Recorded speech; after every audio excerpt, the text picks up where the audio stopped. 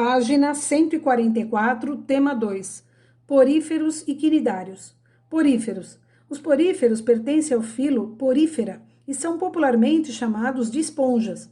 São animais aquáticos, a maioria vive em ambientes marinhos, embora também existam espécies de água doce. Os indivíduos adultos são sésseis, ou seja, vivem fixados em substratos como rochas e conchas. Página 145. Os poríferos são heterótrofos e filtradores. Ao filtrar a água, capturam seres microscópicos para se alimentar e realizam trocas gasosas e excreção com a água pela superfície corpórea. Os poríferos possuem organização corporal muito simples, não apresentam nenhum tipo de órgão nem de tecido. Algumas espécies de esponjas são assimétricas, ou seja, não existe um plano de corte imaginário que divida o corpo desses animais em metades iguais. Esses animais já foram utilizados como esponjas de banho e, atualmente, também são pesquisados por materiais que podem curar doenças.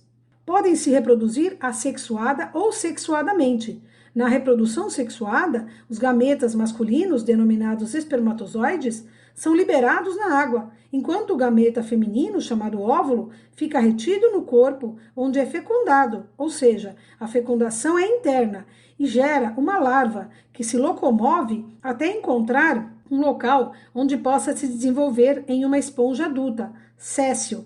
Céssio que significa que vive fixo ao chão ou em algum substrato. Assim, o desenvolvimento é indireto. Observem a imagem, a anatomia de uma esponja. Então, é o corte longitudinal de uma esponja.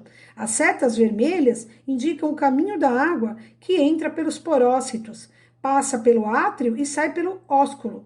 O batimento dos flagelos dos coanócitos promove a circulação da água, possibilitando a alimentação, a respiração e a excreção do animal. Então, observem aí, os coanócitos são células dotadas de um filamento longo, o flagelo.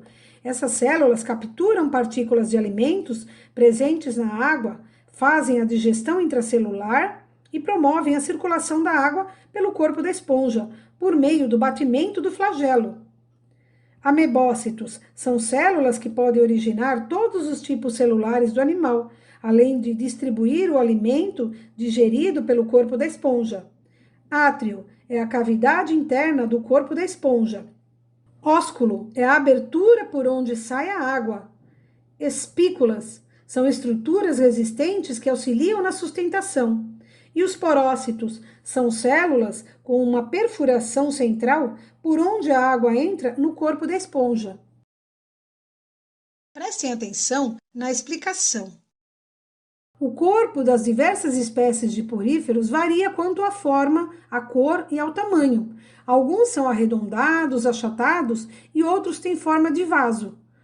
A cor pode variar do cinzento ao marrom, até o vermelho, laranja ou violeta. Externamente, o corpo de um porífero é revestido por células achatadas, chamadas pinacócitos, e os porócitos. São chamados de animais filtradores pelo fato de se alimentarem de minúsculas partículas em suspensão na água. Os poríferos possuem grande capacidade de regeneração. Um pedaço destacado do corpo de uma esponja pode originar um animal completo. A maioria apresenta reprodução assexuada formada por brotamento. O que é o brotamento? Nesse processo formam-se brotos que crescem e se separam do organismo mãe, passando a constituir novos indivíduos. Em muitas espécies, os brotos não se separam, formando as colônias. Os poríferos, eles podem também se reproduzir sexuadamente. Então, o porífero é só algumas indicações, algumas características, né, dessas esponjas. Elas não possuem tecidos, órgãos ou sistemas corporais. O habitat delas é aquático, a maioria é marinha. Elas não têm sistema digestório, sistema circulatório também ausente, sistema respiratório ausente. As trocas gasosas, elas acontecem diretamente entre as células e o ambiente. Sistema excretor também ausente, as excreções são lançadas diretamente pelas células no ambiente e também não possuem sistema nervoso. Página 146. Quinidários. Os quinidários pertencem ao filo Quinidária, que inclui animais como as águas-vivas, as anêmonas do mar e os corais. Apresentam simetria radial e vivem apenas em ambientes aquáticos, principalmente marinhos, mas também há espécies de água doce. O corpo dos quinidários pode se organizar de duas formas diferentes ao longo do seu ciclo de vida: pólipo e medusa. Algumas espécies apresentam apenas uma dessas formas. Os pólipos geralmente têm formato cilíndrico, com a boca localizada na parte superior do corpo. São sésseis, vivendo fixados a muitos tipos de superfície, como a das rochas. As medusas são de vida livre e muitas são capazes de nadar. Seu corpo geralmente tem um formato semelhante ao de um guarda-chuva, com uma boca localizada na parte inferior. Observem o esquema, o corpo dos quinidários. Então, na letra A, tem os tentáculos, né? A cavidade gastrovascular e a boca. E a letra B, a cavidade gastrovascular, boca e tentáculos. Essa é a representação das formas de organização do corpo dos quinidários. Então, na letra A, nós temos o pólipo. E na letra B, a medusa. Os quinidários são predadores e capturam pequenos animais com auxílio de tentáculos, que geralmente se localizam ao redor da boca. Os tentáculos têm células urticantes, chamadas quinidoblastos, que, ao serem tocados, disparam filamentos que liberam substâncias tóxicas na presa, paralisando-a. Os quinidoblastos são utilizados também para defesa. Após ser capturado, o alimento é levado pelos tentáculos até a boca do quinidário e passa para a cavidade gastrovascular, onde ocorre parte da digestão que se completa no interior das células. Os materiais não digeridos são expelidos pela boca. Nos quinidários, pode ocorrer tanto a reprodução assexuada, geralmente realizada pelos pólipos, quanto a reprodução sexuada, geralmente realizada pelas medusas.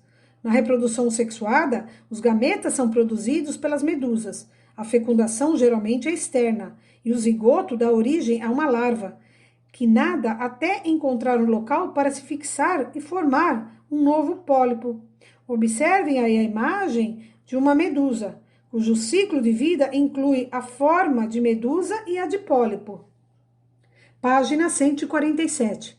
No ciclo de vida de diversas espécies de quinidários, ocorre alternância de gerações. Gerações de pólipos, fase assexuada do ciclo, se alternam com gerações de medusas, fase sexuada do ciclo. Medusas machos liberam espermatozoides e medusas fêmeas produzem os óvulos. Após a fecundação, forma-se o zigoto que dá origem a uma larva. A larva fixa-se ao substrato, transformando-se em pólipo, o qual se desenvolve e dá origem de forma assexuada a novas medusas. Então, observem o esquema ciclo de vida de quinidários com alternância de gerações. Várias espécies de quinidários apresentam um ciclo de vida com alternância de gerações.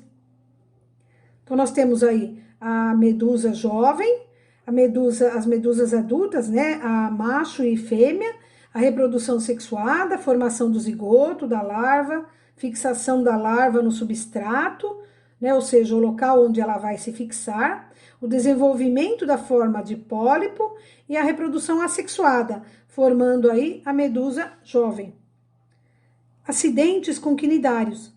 Durante o verão, aumenta a incidência de acidentes envolvendo seres humanos e animais marinhos, entre eles os quinidários, como as águas-vivas e as caravelas portuguesas.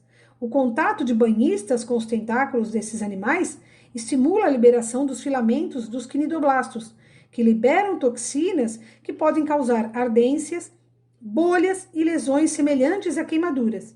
Em caso de acidente, não é recomendado esfregar o local afetado nem lavar com água doce, o que pode aumentar a liberação da toxina. Deve-se procurar um médico para avaliação.